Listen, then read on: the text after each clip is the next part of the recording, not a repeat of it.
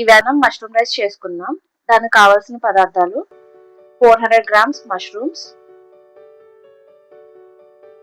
1.5 glass basmati rice కడిగి నానబెట్టుకున్నాను, 2 onions ఇలా slices గా కట్ చేసుకోవాలి, ఒక 5 పచ్చిమిర్చి చీరుకున్నాను, 2 టమాటోస్ అండ్ గార్నిష్ కోసం కొత్తిమీర, 2 స్పూన్స్ ఆయిల్ వేసుకోవాలి. ఈ హోల్ గరం మసాలా తీసుకుని యాడ్ చేసుకోవాలి. ఫస్ట్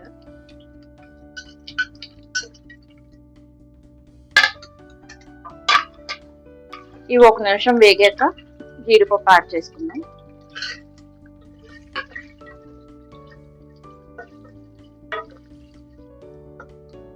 జీడిపప్పు ఇలా లైట్ గోల్డెన్ కలర్ వచ్చాక ఆనియన్స్ యాడ్ చేసుకుందాం. పచ్చిమిర్చి అండ్ 2 ఆనియన్స్ యాడ్ చేసుకుందాం.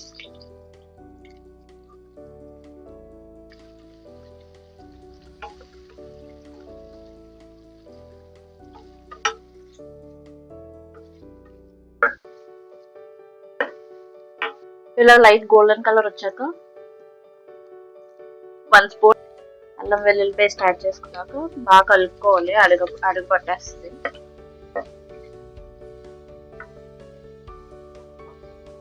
అల్లం వెల్లుల్లి పేస్ట్ వేగిపోయాక ఇందాక 2 టమాటోస్ ప్యూరీ చేసుకున్నాం కదా, అది యాడ్ చేసుకోవాలి.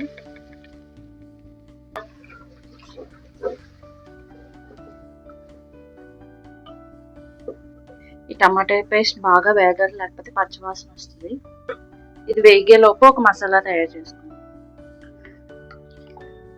ఒక 1/2 కప్ పెరుగు తీసుకుని బాగా విస్క్ చేసుకోవాలి, ఏ ఉండలు లేకుండా.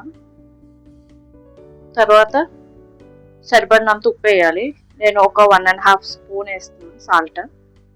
కారం 1 స్పూన్ వేస్తున్నాను. 1/2 స్పూన్ పసుపు, 1 spoon chicken masala, 1 spoon biryani masala and 1 spoon garam masala. ఇవి బాగా కలుపుకోవాలి.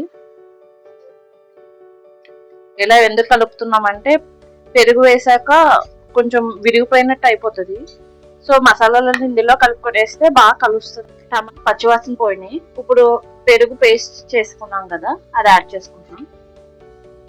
సిమ్ లో పెట్టుకోవాలి, పెరుగు విరిగిపోతుంది. లేకపోతే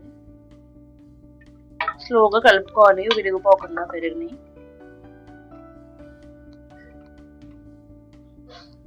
మంచి గ్రేవీ టెక్స్చర్ వచ్చింది చూసారా.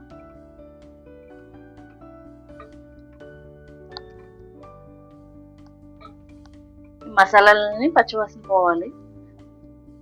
మీడియం ఫ్లేమ్ లో పెట్టి ఉడకబెట్టుకోవాలి. సోయా ఒక 5 minutes ముందు నానబెట్టుకోవాలి. వేడి నీళ్ళలో నానబెట్టుకున్నాక ఇలా ప్రెస్ చేసి వేసేయడమే. ఇలా పిండుకుని యాడ్ చేసేసుకోండి. ఎక్కువసేపు నానబెట్టినా బాగా స్మాష్ అయిపోతాయి. ఒక 5 minutes నానబెట్టుకుంటే చాలు. సోయా యాడ్ చేసుకున్నాక ఇప్పుడు మష్రూమ్స్ యాడ్ చేసుకుందాం.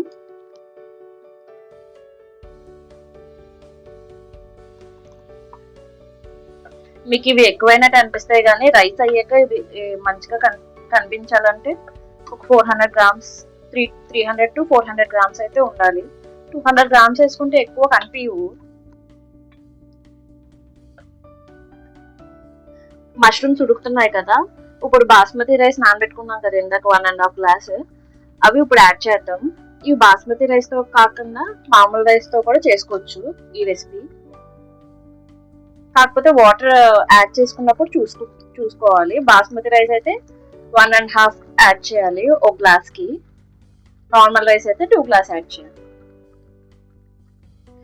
రైస్ యాడ్ చేసుకున్నాక జెంటిల్ గా మిక్స్ చేసుకోవాలి, లేకపోతే రైస్ విరిగిపోతాయి. నానబెట్టాం కదా.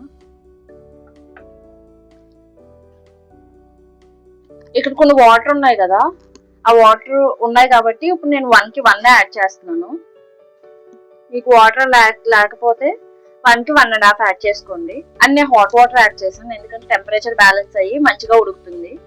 అదే చన్నీళ్ళు వాటర్ యాడ్ చేస్తే కొంచెం మెత్తగా అయిపోతుంది రైస్. ఇప్పుడు కొంచెం కొత్తిమీర యాడ్ చేసుకుని మూత పెట్టుకుని ఒక 2 విజిల్స్ వస్తే సరిపోతుంది బాస్మతి రైస్ కాబట్టి. అదే నార్మల్ రైస్ అయితే 3 విజిల్స్ తెప్పించుకోండి. విజిల్స్ వచ్చాక స్టవ్ ఆఫ్ చేసుకుని డిష్ అవుట్ చేసుకోవడమే. మష్రూమ్ రైస్ టేస్ట్ అయితే సూపర్ వచ్చింది. మీరు కూడా ట్రై చేసి కమెంట్లో చెప్పండి ఎలా వచ్చిందో. వీడియో నచ్చితే ప్లీజ్ సబ్స్క్రైబ్ చేసుకోండి.